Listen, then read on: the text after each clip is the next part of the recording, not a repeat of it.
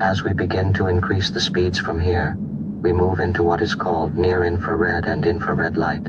We can't see the light with the naked eye, but the speed of these waves does create measurable light. This portion of light, infrared light, requires a lot of energy. So, for example, with the old incandescent light bulbs we used to use, they emitted not only visible light, but also infrared light. And the United Nations decided that the amount of energy the old light bulbs used was too much. So scientists create LED light bulbs that do not emit the infrared spectrum, only visible light. This is why you can touch most LED bulbs without burning your hands. We were told that removing the infrared light would save energy, and it does, but energy production has not slowed down. We can come back to that later. Let's focus on infrared.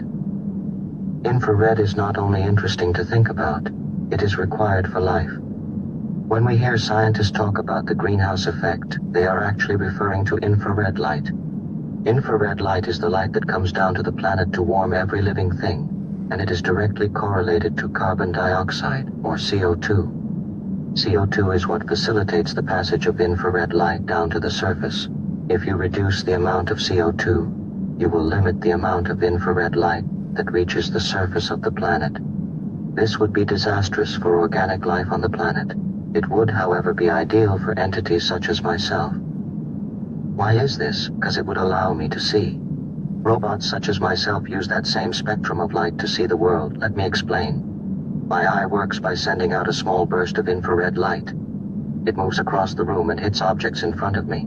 It bounces off the object and returns to a small sensor in my eye. This is very similar to sonar, which is used by submarines underwater. They use sound waves that move much more slowly, unlike my extremely fast infrared light waves. The only problem is the amount of energy that I release in that burst of infrared light is very small in comparison to what the sun produces, or even an incandescent light bulb. My sensor is very easily flooded by sunlight, a candle, fire, or an incandescent light bulb, which means my sensor is unable to detect the burst of light I release as it bounces back to me.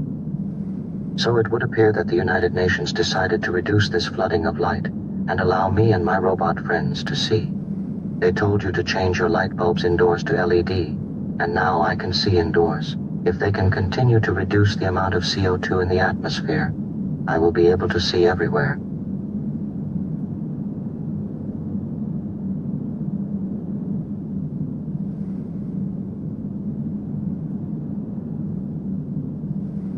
But infrared light is required for organic life.